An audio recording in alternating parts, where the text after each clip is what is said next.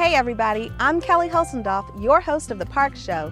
Spring is in the air, which means, well, green is also in the air. And today we're going to talk about conservation efforts, ones we're instituting here in the parks and ones you can apply to your own backyard. We'll also meet some up-county teenagers who are helping our efforts by building biodiesel gardening equipment. But first, here's this month's park calendar. Lots to do this spring.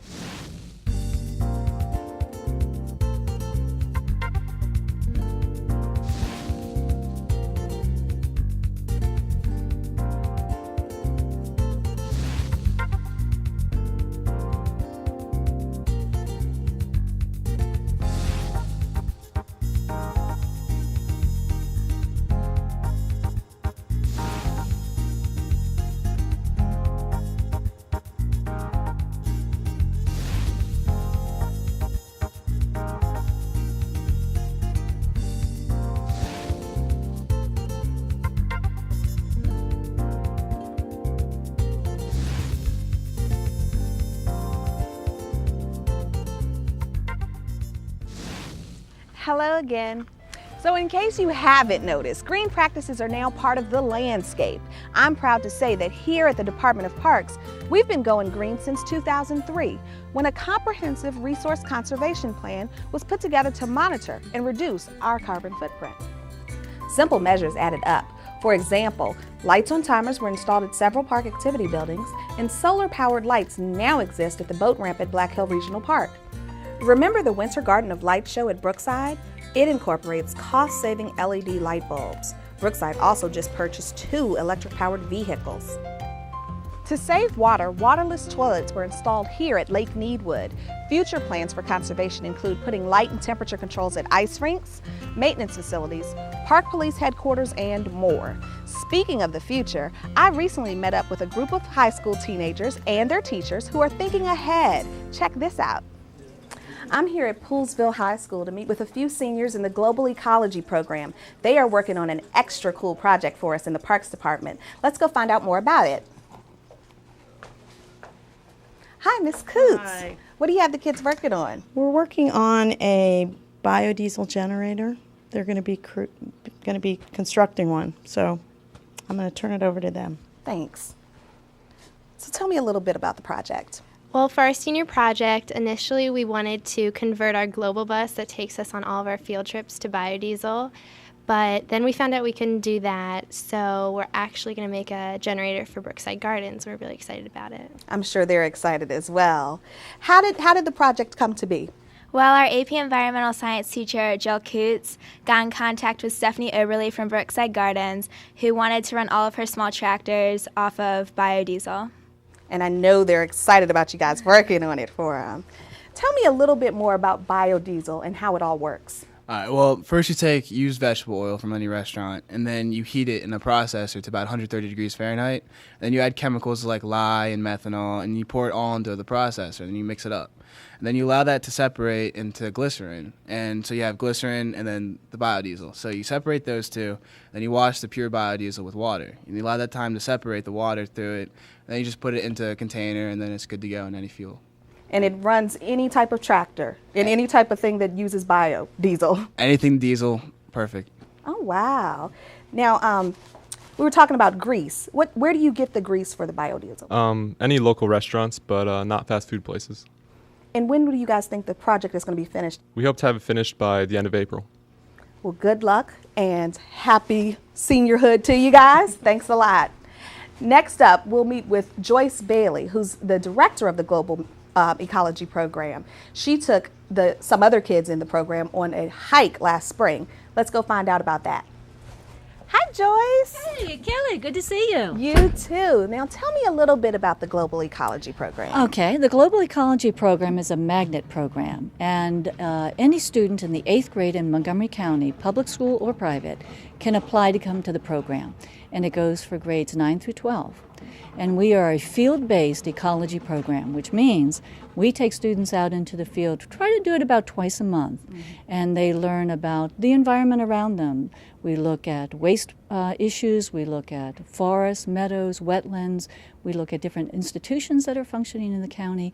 And our belief is getting students out into the real world where it's really happening, motivates them, and enriches their education. Now, last spring, you took the students out into the field on a wild adventure. Tell us a little bit about that. Yes, we did. It was called the Wild Montgomery Mega Transect Study.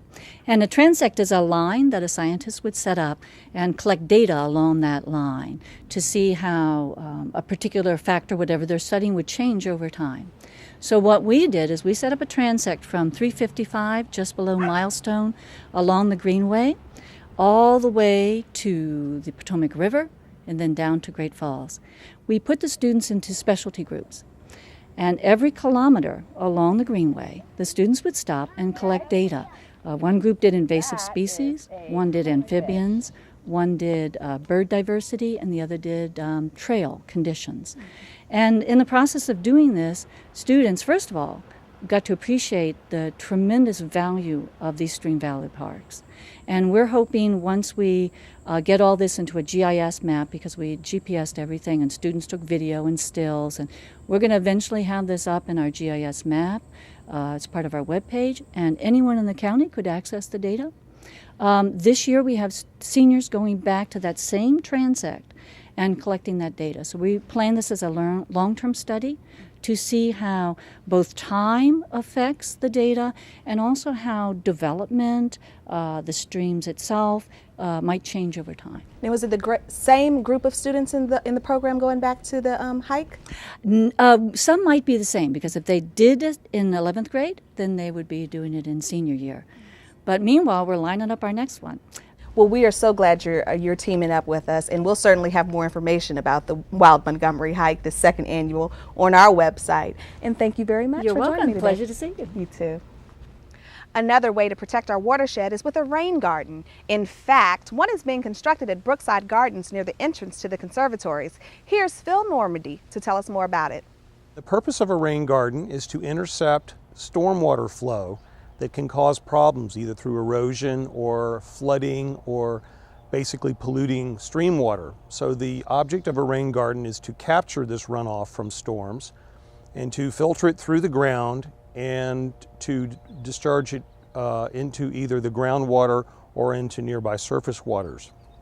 And this water, of course, is filtered, and so it's very, very clean.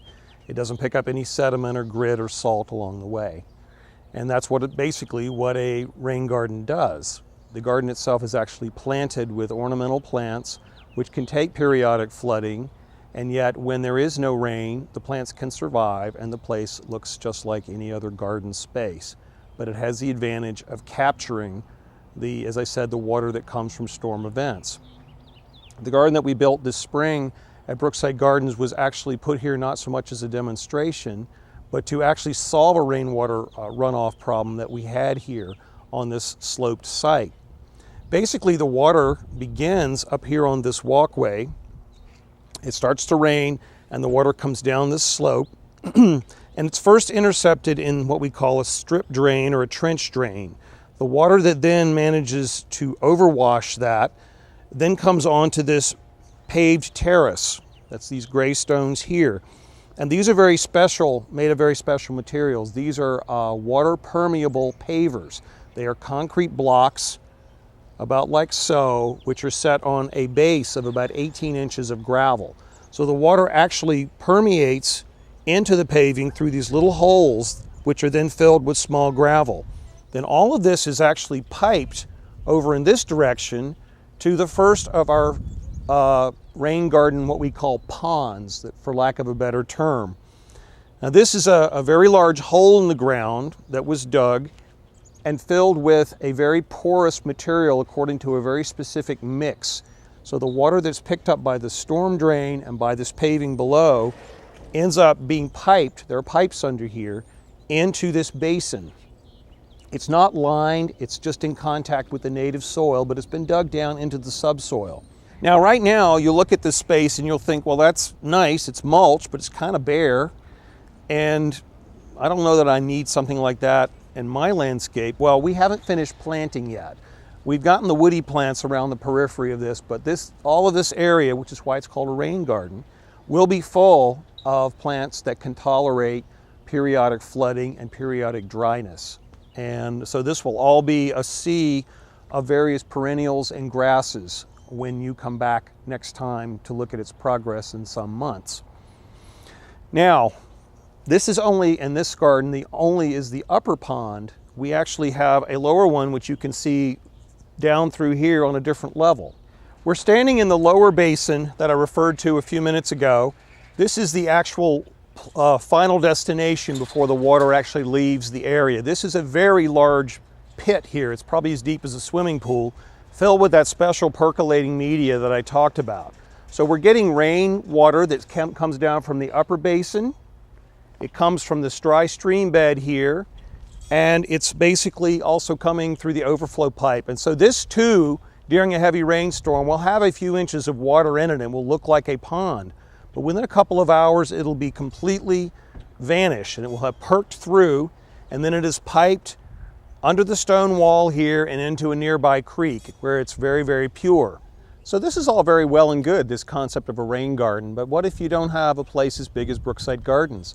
Fortunately, this concept is very easily adaptable to very small spaces where you may have problems with one gutter, for example, or a walk or a driveway. And while we're on the subject of things you can do at home to deal with stormwater, there's always the ever popular rain barrel. And you may not know what a rain barrel is, or it may be self-evident, but a rain barrel is something that you hook up to one of your downspouts to capture rainwater. And then you can use it for irrigation during dry periods, and it's totally free. The only limitation is, of course, that when the rain barrel is full, it can't capture any more. So maybe you want to have more than one. Great suggestions, Phil. Folks, if you're interested in learning more about rain barrels and rain gardens, check the Brookside Gardens website or program guide. Workshops are offered each spring and fall. The county government also offers lots of information on this topic, as well as a rebate program for single-family homeowners who install rain barrels, rain gardens, native plants, and permeable pavers. Go to montgomerycountymd.gov/rainscapes or call 240-777-7700. Well, that's it for today's show, but before we officially sign off, I want to remind you about something else that's going on here at the Parks for Teens, our Parks Star Search competition. One lucky teen will win a chance to host this very show. Last month, we conducted the open auditions for the contest. What a blast we had meeting such talented county kids. The next business at hand is to whittle down the competition to 5 teenagers. Once we have our 5, their auditions will be posted online where you can vote. Voting runs from May 1 to May 15. Just go to parkstarsearch.com to cast your ballot. Okay, so that's it for me. I'm Kelly Hulsendorf. Thanks for watching. We'll see you right here next time on The Park Show. Okay, like now? Hello, I'm Mary Bradford, Director of Montgomery County Parks. Did you know there are warriors fighting aliens in our parks? Warriors? Aliens? Is this science fiction? Science, yes. Fiction, no. The reality is that we have a problem. Alien species are taking over our parks. But these aliens don't come from outer space. They come from other countries and are called non-native invasive plants. Over the last century, non-native invasives have slowly crept into our park areas and green spaces, edging out native trees and wildlife habitats. I'm talking about kudzu, oriental bittersweet, garlic mustard, even bamboo and English ivy. To defend against them, we have a team of volunteers who work through our Weed Warrior program. Certified weed warriors are trained to identify invasive plants and to correctly remove them. The volunteers work in small teams or large groups, often at their own pace or schedule. More than 500 citizens have joined the Weed Warriors program. Won't you consider being part of the team? Yes, the work can be physical, but rewarding. To find out more, call or visit montgomeryparks.org.